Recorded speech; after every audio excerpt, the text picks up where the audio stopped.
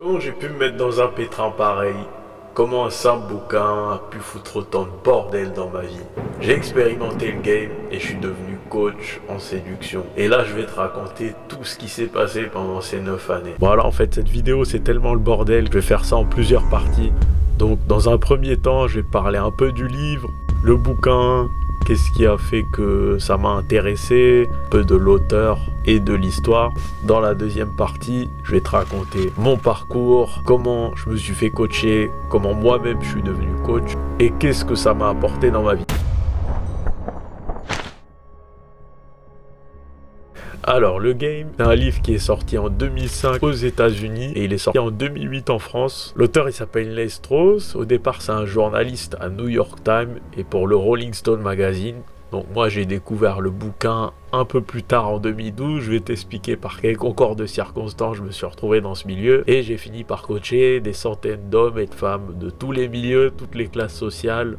Le bouquin en lui-même, c'est pas un ouvrage de dev perso à proprement parler, c'est plus un roman autobiographique où le mec te raconte son parcours, mais où de manière indirecte, tu vas apprendre plein de choses sur les relations de femmes. Ce qui est marrant, c'est que c'est agencé en 10 chapitres et que chaque chapitre, ça correspond à ce que lui-même, il nomme les étapes de la séduction. Donc c'est les étapes du début à la fin. Le contenu de chaque chapitre, c'est pas forcément lié au titre qui lui correspond. C'est aussi pour le fun. Donc ce que j'ai beaucoup apprécié, c'est le style humoristique de Neil Strauss qui rend l'histoire hyper immersive et on a même l'impression de vivre un peu ces histoires par procuration. Du coup, il y a beau avoir 500 pages, ça se lit hyper rapidement. Dans l'histoire, on voit un peu le côté self-made man du mec, ses débuts, sa montée dans le milieu de la séduction, sa prise de conscience jusqu'à sa descente aux enfers psychologiques. Dans tout le bouquin, il a un pseudo, donc c'est Style. Tous les autres persos sont nommés aussi par leur pseudo. Tout commence quand Neil Strauss a 27 ans. Au début, c'est un journaliste un peu frustré de sa vie, qui a pas beaucoup de femmes, et qui décide du jour au lendemain de s'inscrire pour 500 $ à un séminaire sur la drague. Séminaire, donc au cours duquel il va rencontrer un mec qui s'appelle Mystery. Le mec, il est magicien de profession. Il fait 2 mètres et quelques. Quand il met des chaussures de cow-boy, qui va en soirée, et il se met du fond de teint sur la gueule. Il joue aux cartes aussi. Ce mec-là, c'est devenu un expert en séduction, hyper intelligent. Faut savoir qu'à cette époque, il y a énormément de forums, il y a peu de réseaux sociaux comme ceux qu'on connaît aujourd'hui, comme Instagram et Facebook. Donc c'est comme ça que les coachs en séduction se faisaient connaître. C'était un peu des communautés de la drague underground, un peu le fight club de la drague. Dans ce premier séminaire, donc auquel Neil Strauss participe, il y a aussi une partie cours pratique où il part en soirée avec tous les participants qui veulent. Et là-bas, il découvre un monde totalement différent. Il se rend compte que les meufs, c'est pas ce qu'ils croyaient. Ils voient Mystery en pleine action, en train de conclure 2-3 minutes. À partir de là, il se lie d'amitié avec Mystery. Il devient hyper bon dans ce domaine-là. Il devient coach lui-même. Et il rencontre aussi tous les coachs de la concurrence. Donc c'est ça qui est marrant, c'est que finalement, sa répute, il va pas tant la faire par son talent. Il va plus la faire par son capital sympathie en fait avec les autres coachs. On parle aussi de ses rencontres avec Tom Cruise, Paris Hilton, Britney Spears, parce que lui, comme il est journaliste, ça lui ouvre des portes aussi en termes de réseau, donc ça lui a pas mal servi aussi. Il raconte aussi ses soirées drague jusqu'à la création d'une immense colloque de dragueurs dans une villa à Hollywood et l'arrivée du méchant de l'histoire. Il va absolument tout chambouler. À partir de là, l'histoire, elle part totalement en couille et je te recommande vraiment, mais vraiment de lire. Alors en plus, c'est une histoire vraie là. C'est encore plus ouf. Le bouquin, il est parsemé de termes techniques qui sont encore utilisés aujourd'hui dans le milieu de la drague et dans le monde et qui sont un peu le lexique de base du débutant avec aussi plein de règles de savoir-vivre en tant que bon séducteur. Alors tu vas sûrement me dire, bon tout ça c'est bien sympa mec, mais comment tu t'es retrouvé là-dedans? Attends, je vais tout te raconter. Alors comment j'ai découvert tout ça? Donc en fait c'était à une soirée de fin d'année de fac, t'es la L1, t'es chez une pote, donc de la fac à l'époque, c'est des amis que je m'étais fait au cours de l'année, et il se trouve qu'en fait, j'ai trouvé un ami de longue date avec qui je jouais aux jeux vidéo. On faisait partie de la même communauté, on faisait des tournois ensemble et il se trouve qu'il connaissait la meuf qui a host la soirée. Donc ce mec-là parle pas mal au début, c'est nos retrouvailles, tout ça. Et au bout d'un moment, je le vois s'isoler avec une fille, il se barre, il revient 15 minutes après. Et en rigolant, je lui demande qu'est-ce qui s'est passé alors, t'as conclu et tout. Et il me dit ouais. Je fais mais non, c'est pas possible.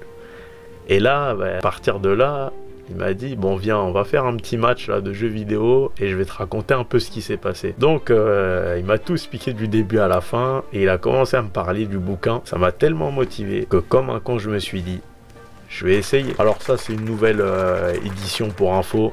À l'époque c'était un autre type de couverture. Le bouquin était tellement immersif. En gros j'ai terminé en 3 jours. J'avais super hâte de l'expérimenter. Au début, on va pas se mentir, hein, c'est laborieux, les premières sorties. Je me disais, allez, je vais dans l'après-midi dans Paris, je vais voir comment ça se passe sur le terrain. Il y avait énormément de stress, de pression. Moi, je me rappelle, j'y allais avec les mains moites et tout. En plus, j'ai toujours eu peur de passer pour les mecs un peu harceleurs de rue, tout ça. Voilà, mais avec le temps, je me suis rendu compte que les vrais relous se posent jamais la question de s'ils dérangent ou pas. Et ceux qui savent se remettre en question finissent par savoir ce qu'ils font finalement et avoir une certaine intelligence sociale, émotionnelle, une empathie. Moi je me rappelle que les premières interactions, les premiers numéros que j'ai chopés, tout ça, ça se faisait vraiment dans la sueur.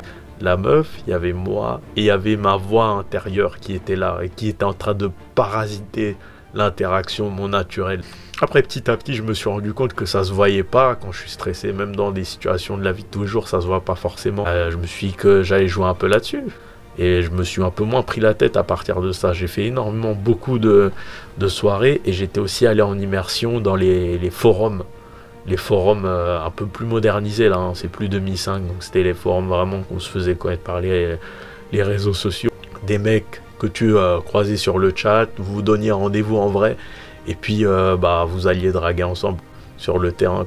Donc, à partir de là, y a un petit réseau qui s'est fait, des petits groupes. Moi, c'était sans plus jusque-là. J'étais bon là-dedans, bonne tchatch, mais pas forcément un truc transcendant comme les mecs qu'on peut voir dans le bouquin ou la personne qui m'a coaché. Les premières soirées, ça se passait bien. En fait, je remarquais que j'appliquais à la lettre un peu ce qui était dit dans le livre, les étapes. Donc, c'était bien. C'est juste que c'était un peu mécanique, c'était un peu la reprise. Donc, ça venait pas directement de moi, c'était pas ma marque de fabrique. Et peut-être que ça se sentait même des fois. Mais il y a eu des belles rencontres à partir de là. Pendant 2, 3, 4, 5 ans, je faisais les choses de mon côté. Au début, un peu avec les potes du lycée, les potes d'enfance avec qui j'ai fait un peu découvrir et qui ont fait un petit bout de chemin avec moi. On a fait quelques soirées ensemble et puis au bout de 4-5 ans, j'avais l'impression d'avoir un peu fait le tour et que j'avais un peu encore des blocages. Au bout d'un moment, je me suis dit, attends, là j'ai l'impression de stagner un peu, ce serait qu'on m'accompagne en fait, qu'il y ait un petit suivi, qu'il y ait quelqu'un pour me dire quand je fais bien, quand je fais pas bien, que je progresse un peu. À partir de là, j'ai décidé de me faire coacher, de me faire accompagner. Il faut reconnaître que putain, j'ai progressé quand même 10 fois plus vite. Quand même, quand il y a quelqu'un à côté de toi qui t'encourage, qui est bienveillant, tu progresses plus, tu sors plus de ta zone de confort. Voilà, c'est plus vivant. Il y a eu le déclic. Donc à partir du moment où on m'a proposé de devenir coach. Il se trouve que le gars avec qui je travaillais, il m'a proposé de devenir coach. Moi, je me sentais pas forcément légitime à ça, mais visiblement, lui, voilà, il était serein, il avait vu des qualités que moi, j'avais pas forcément vues. Je me sentais un peu en mode syndrome de l'imposteur, mais je me suis dit, je vais le faire quand même. Au début, je faisais ça un peu en bénévole, quoi, donc c'était vraiment pour l'amour du truc, quoi. Et puis même, moi j'ai un côté qui aime bien aider les gens, donc c'était le bon moment aussi pour aider des gens qui ont un parcours difficile, voilà, qui ont eu des souffrances, ou même qui veulent simplement s'amuser, hein, parce qu'on va pas se mentir, dans cette communauté-là, il y a aussi beaucoup de gens qui viennent juste pour s'envoyer en l'air, hein. C'est la base aussi. Il y a eu les premières soirées, les premiers coachings, il y avait des bons retours, c'est-à-dire que Parfois, il n'y a pas besoin de se sentir légitime pour que les personnes en face aient des bons résultats et qu'elles s'en sortent bien, en fait, qu'elles gagnent en confiance. Il y a eu énormément de choses positives qui sont passées. Et de fil en aiguille, on a commencé un peu à se faire connaître. En tout cas, dans le milieu, je me rappelle un qui était venu nous filmer à la maison quand moi et les autres coachs, on était 3 dans l'équipe. On avait coaché une jeune femme qui est archi sympathique d'ailleurs. Lui, finalement, on n'avait pas accepté que les images soient diffusées. On savait pas trop ce qu'ils allaient faire avec. Donc on a laissé. Mais tout ça, c'est quand même des très très bons souvenirs. Et au bout d'un moment, quand tu commences à coacher une centaine de personnes, qu'il y a 1, 2, 3 personnes qui font preuve de gratitude, certaines personnes même qui vont te montrer de la gratitude en pleurant ou te dire, te faire comprendre que tu as changé leur vie. Là, tu te sens bien. Tu te dis que tu es à la bonne place, tu es au bon endroit. Vraiment, c'est bénéfique. C'est ça qui m'a fait continuer très longtemps après avoir dépassé mon seuil de fatigue. Mon seuil de fatigue, je l'avais dépassé depuis longtemps parce qu'en gros, j'accumulais 2 activités. Donc, moi, j'alternais avec les 2 activités et on était, franchement, au cumulé, j'étais sur du 60 heures de travail par semaine en comptant les coachings et mon autre activité. C'était absolument pas gérable. En plus, moi, je suis du genre à absorber très facilement les problèmes, les émotions des gens. Et là, c'était trop. Donc, au bout d'un moment, j'ai fini par arrêter. Et c'est vrai que même de mon côté, en fait, au niveau de mes propres sorties, ma propre progression là-dedans, quand on a atteint un certain seuil, on se rend compte aussi qu'on fait énormément ça aussi pour déjà pour se prouver un truc à soi-même. Il y a un côté un peu addictif. Les sorties, les résultats, conclure. Et parfois, on perd même de vue pourquoi on le fait. Et je pense qu'au bout d'un moment, en tout cas, quand j'aidais les gens, j'étais vachement aligné. Mais quand je le faisais pour moi, je savais plus forcément pourquoi moi je le faisais. Alors à partir de là, il y a des remises en question qui arrivent évidemment. En plus, il y a la période du Covid qui est arrivée peu de temps après que j'ai arrêté. Donc ça a un peu été une pause forcée après.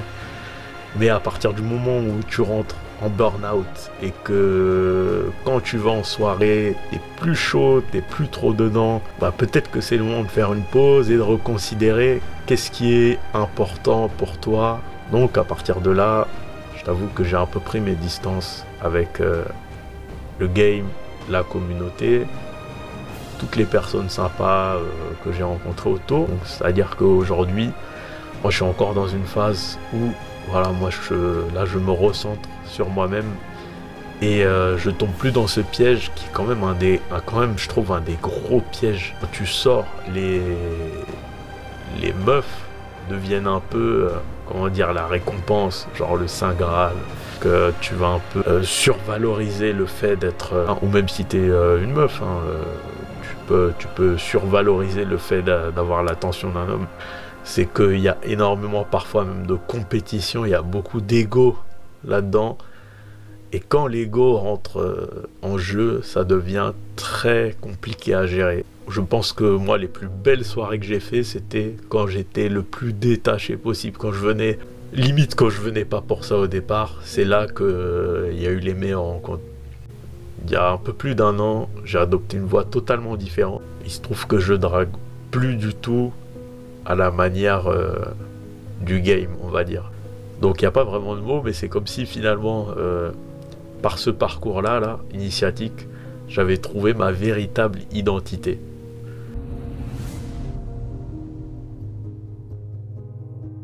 Est-ce que je l'ai intégré à mon mode de vie? Est-ce que c'est validé? Bien sûr que c'est validé. Moi, en fait, je recommande ça à tous les mecs peu maladroits avec les filles ou alors qui ont des blocages. Et je recommande ça à toutes les filles qui cherchent à un peu mieux comprendre la mentalité masculine. Donc en conclusion, il y a beaucoup d'émotions derrière ça, parce que ça a quand même fait partie de ma vie pendant 9 ans. Donc énormément de gratitude envers le coach qui m'a accompagné. Son assistant aussi, avec qui on est devenus potes aussi. Donc tout ça, c'est des gens vraiment bien qui ont joué un rôle très important dans ma vie à ce niveau-là. Donc c'est des gens que je remercierai jamais. Merci aussi à tous ceux que j'ai pu accompagner, que j'ai pu encadrer pendant toutes ces années-là. Et aussi merci aux mecs des soirées, aux gars du milieu. Tous les chemins mènent à Rome. Et tôt ou tard, quand on s'est trouvé soi-même, c'est là qu'on a gagné la partie du game.